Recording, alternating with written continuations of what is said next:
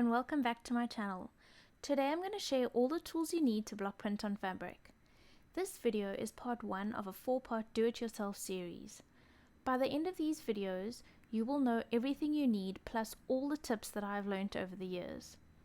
So if you want to follow along, don't forget to subscribe and hit the bell notification for the coming videos. Let's jump right in. As you can see behind all of these tools, there is a very big craft mat. It's an A1 size craft mat, and basically I use it for every base of what I'm doing. So when I'm carving and printing and designing and everything, it's always on my craft mat. It protects my table, and I don't have to worry about ruining any of my furniture. Yeah, so craft mat, very important. Then the tools. So this was the first set of tools that I ever used, and it's a really great starter set. I particularly like this set of tools because of the options that it gave me when buying one set. So it gives you the option to use different size nibs, basically. I'm just going to turn these all around nicely so you can see them. So you get 3 different U shapes in this set. I'm just going to see that I can get some kind of here. So on this end, the bigger U shape, this is the smaller one, and this is the medium one. Okay, and then you get a V-shaped tool. There we go. And then a flat edge one, which is very similar to an NT cutter as well, which you use for another reason. And basically you get 5 different tools in your box, and you buy it all at the same time. So that as a starter kit is really great because it's affordable. So the way that you use this tool, let's say that you want to take this one out, you pop the little stick in the back and push this one out, and then to put in another one, you would just pop the back end into the tool and push it in, and then push it down on your craft mat, and then you can start carving. So this is a really great starter kit. These tools are sharp enough, but they're not the sharpest tools, so you can get a better quality, but there's nothing wrong with trying this set out before you invest in really expensive tools. So the tools that I really love working with are file tools. They are made in Switzerland. I invested in 4 of these little guys when I was overseas a good 4 years ago, and they are still super sharp. They are by far my favorite tools. They're just super easy to hold and use, and I really just prefer them. So what's great about these tools is that they come in probably more than 10 different shapes and sizes, or let me say multiple shapes but more sizes of each shape, if that makes more sense. So yeah, I bought 4 of them. The only downside, which doesn't really bother me, is that the blades are not interchangeable, but that doesn't bug me at all. You can buy these in sets or individually, and yeah, I really like these tools, so those are a real win.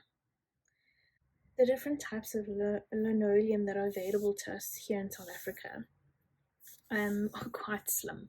And this is the one that I use. It's a rubbery, very bendy kind of grey lino. It's my preferred lino.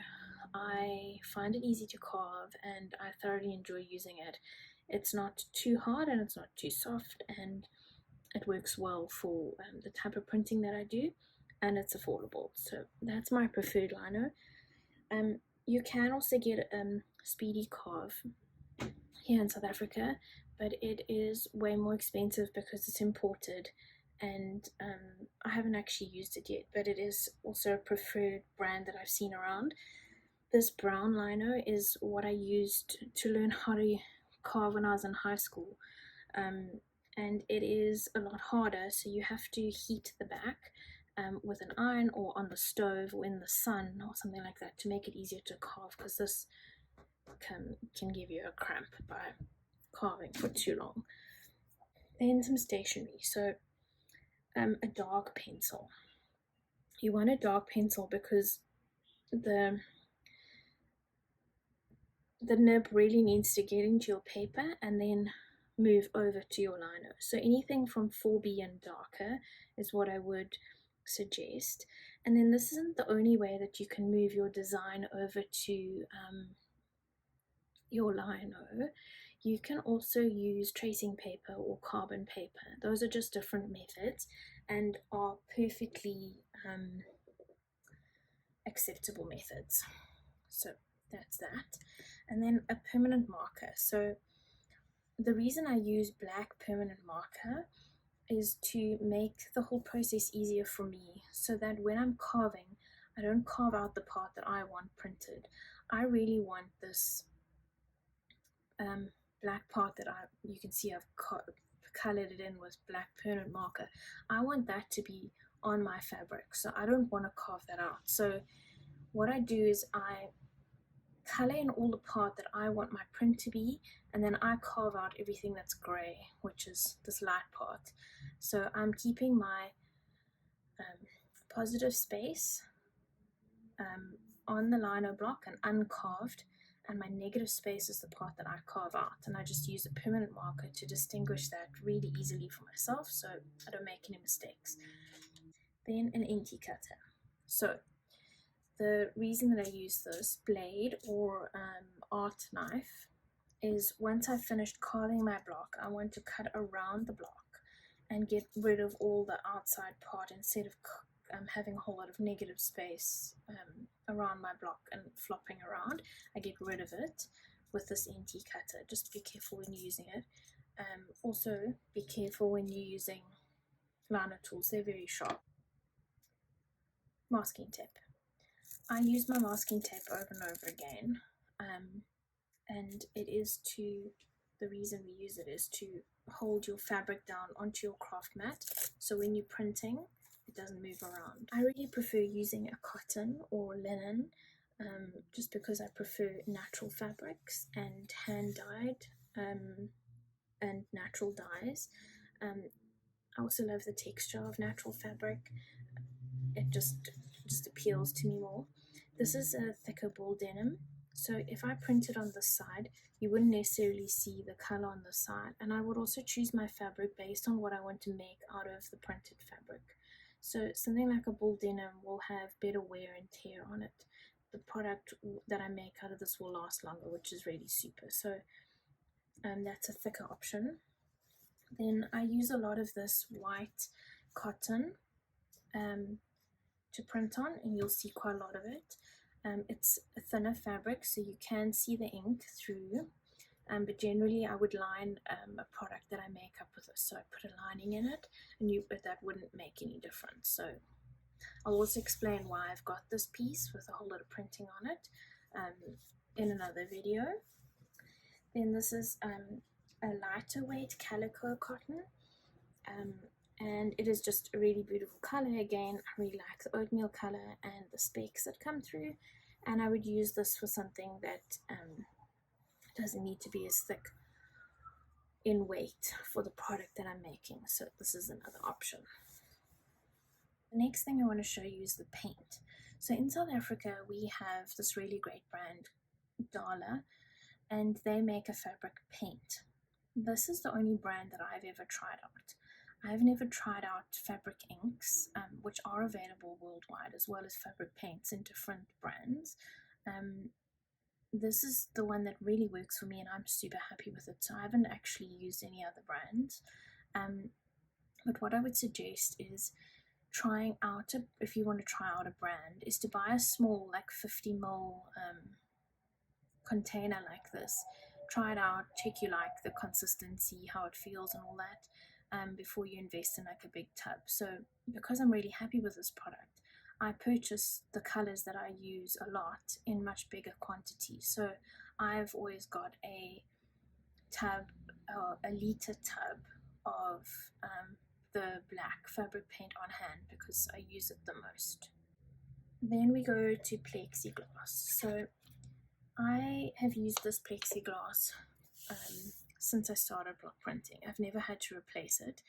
It's the safer option. You can also use glass, but I worry that it will break, and you also need to strap the sides of it so you don't cut yourself. Yeah, as I say, I've used this a million times. So I cut it specifically this size to fit the roller that I'm using. So you can obviously have a bigger piece if you'd like. Then the roller, I choose to put my ink onto my block with a sponge roller. Some people use a brayer, which I'll explain what I use the brayer for just now, but they prefer to actually ink up with their brayer and put it on their liner block. Palette knife is what I use to mix my colors on my plexiglass, as well as getting the ink or paint out of my tubs. And then I'm going to ink up my roller, which I'll show you in another video. Make sure it's the right consistency. Ink up my block so that it's even, and then I turn it over carefully, put it down on my fabric without moving it, and then this is where the brayer comes in. This actually pushes the ink into the fabric. So holding at the bottom, rolling at the top, holding at the top, rolling at the bottom. You can use different sizes. So if I've got a really big block, then I'll use this and then I'll have to roll less. The other option to push down on your liner block is to use a Baron. Speedball makes really great barons, and this was imported. My local art shop has stock of these. So this one's plain plastic on the bottom, and you also get another one that I know of has a more soft sort of spongy layer over here. I believe that you would use that more if you're printing on paper or card, but for what I use it for, this plain one is sufficient. So you put it down on the block and you push really hard, and it's really great for smaller blocks. So something like this or smaller. So this little block over here, which is, as you can see, completely covered when I put that down. So I'll ink that up, put it down, and then I'll only have to push down once on there. And then if I'm printing something with a whole lot of different small designs, my printing process will go faster because of the Baron. Another use for plexiglass is to back your blocks. So what I've done here is I've used a contact adhesive, specifically check that I used for Works Plastic, sorry. And I put it on the liner block, and then I stick it to the right size of plexiglass that I want to use, and it's just really much easier to hold. So I don't get ink on my fingers, and I won't get ink on my fabric with my fingers, and it's just a much easier way to handle your blocks, because your block is still it's still kind of bendy if it's not on a solid background. And this is just another example. This block I just use a lot, and I found it was easier to use on the plexiglass than as a block on its own. So examples of using plexiglass. I use an old toothbrush for cleanup. I scrub the liner block in between all its grooves, as well as the palette knives and the plexiglass with this brush to get everything clean. Then you'll need somewhere to hang your printed fabric to dry.